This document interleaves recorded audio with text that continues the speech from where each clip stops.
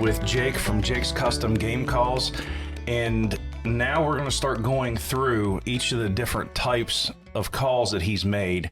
And in this video, we're specifically going to be focused on the trough calls. So Jake, you've got a handful of these here. Let's kind of go through the differences in each of the calls and what that kind of brings to the table. Right.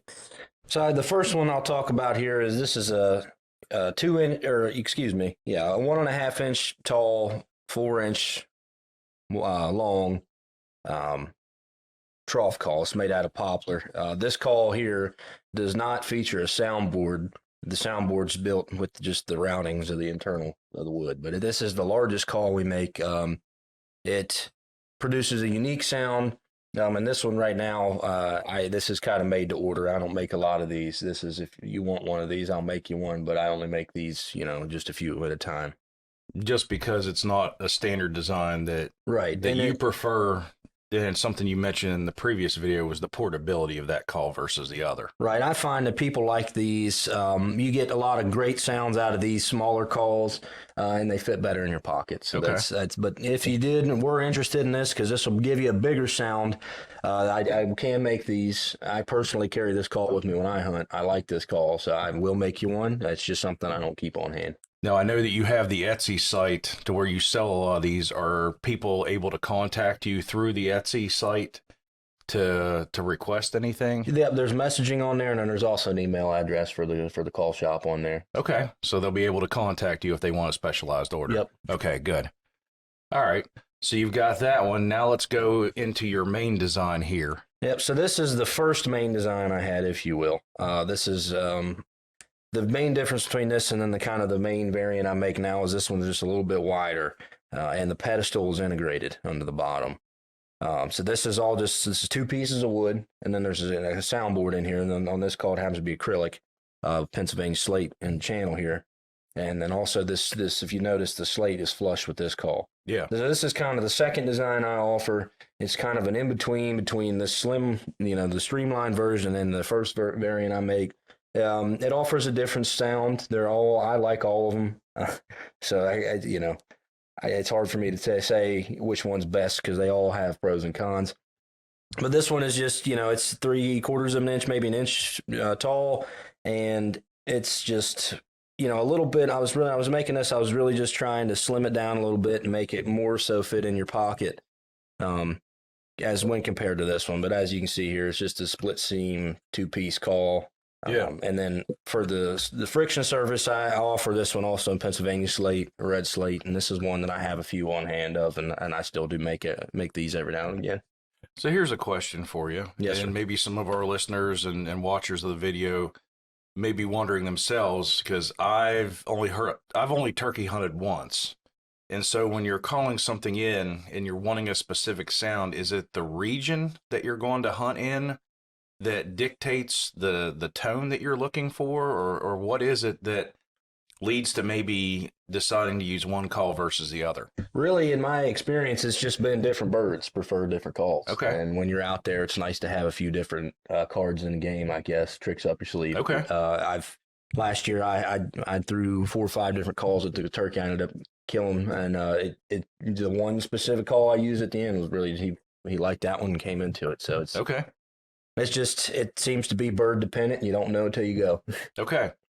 So we got that one. What about the 3 in front here? All right. So this is kind of my favorite design, if you will. This is kind of the one that's been what I've finally decided on really is the most efficient way to do it. So this is a 2.5 inch wide, I think. It's the same thickness as this call. And this is actually a 4-piece design. There's two main pieces of wood here on this cherry and walnut version. Okay. The slate channel is indented a little bit to try to protect that slate. So if you drop it, it's not going to land on that slate. And it'll land have to on worry the wood. about it, something scratching it or anything like that, or hurting that. Exactly. Okay. And then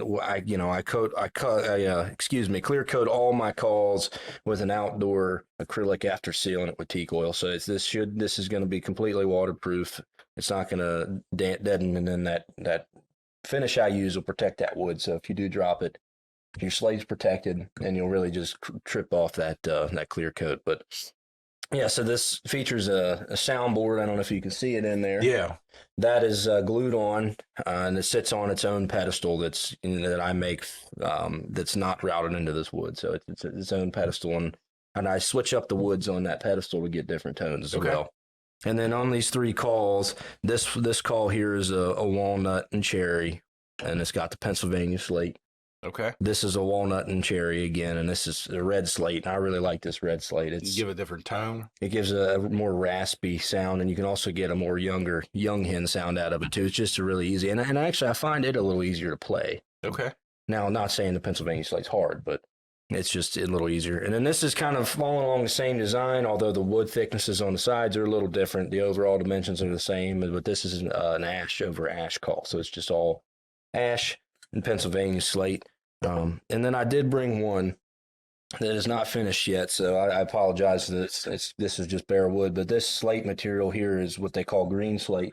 Okay. And I just now started making that, and I was playing around with this last night, and this is a good sound to call. I think this is going to be a hot item. I'm definitely going to run one of my vests this year. Is it something to where you see maybe different types of slate or different materials being used, and it's maybe something that piques your interest of trying that just to see how it sounds with your calls? Oh, Is yes, that for sure. something kind of the process you use when you switch up materials or Yep. try to offer something different as Yep, well? exactly. Because like I Okay. said, like we mentioned earlier in the intro, everything you do differently produces a different tone, and I'm Yes. just trying to figure out what I prefer, right? And hopefully this spring I'll figure out really what the turkeys prefer. Yeah. And it also offers the customer something different as well too. And because when it comes to different customers and different turkey hunters, some of the more experienced guys do have different preferences. And so if you have Right. the ability to give them different materials that they prefer, that's going to mean more business for you as well too. Right, exactly. And I have made, I didn't bring any because I sold them all, but I've made 2 or 3 of these variants of this wider call, trough call out of Purple Heart. And I mean, that really got a great response. And it's a gorgeous call. Actually, I think you saw it. I have one on my Yeah. desk at work. And then my other buddy, he bought one from me. And that kind of leads me in. And if you notice, the backside of this call is completely open.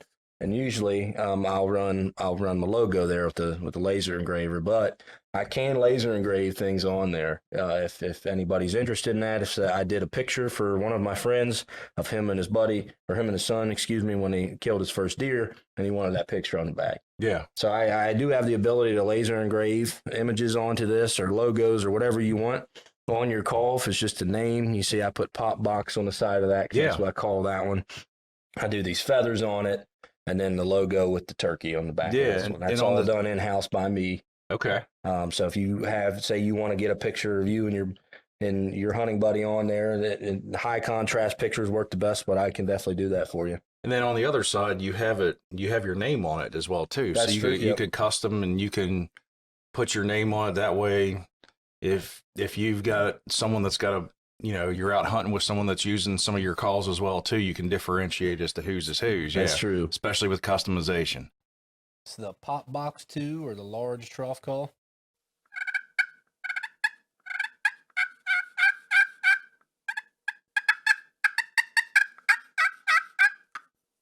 This is the mid-size trough call.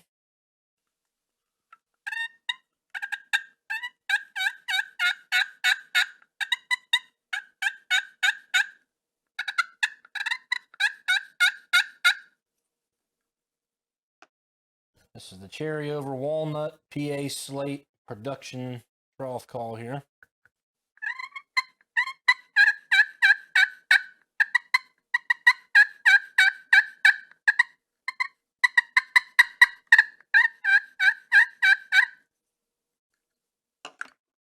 This is another cherry over walnut with the red slate production size call.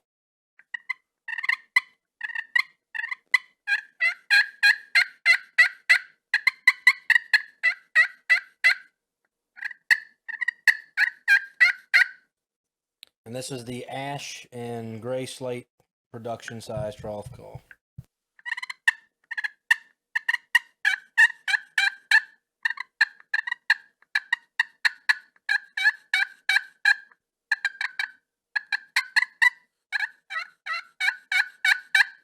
All right, Jake.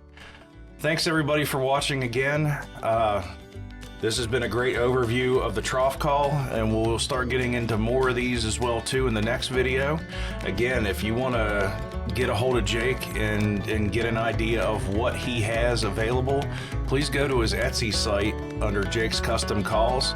He again has an email address and messaging there that if you want something different or you want to inquire about different materials or customization, you can contact him about getting your own customized call.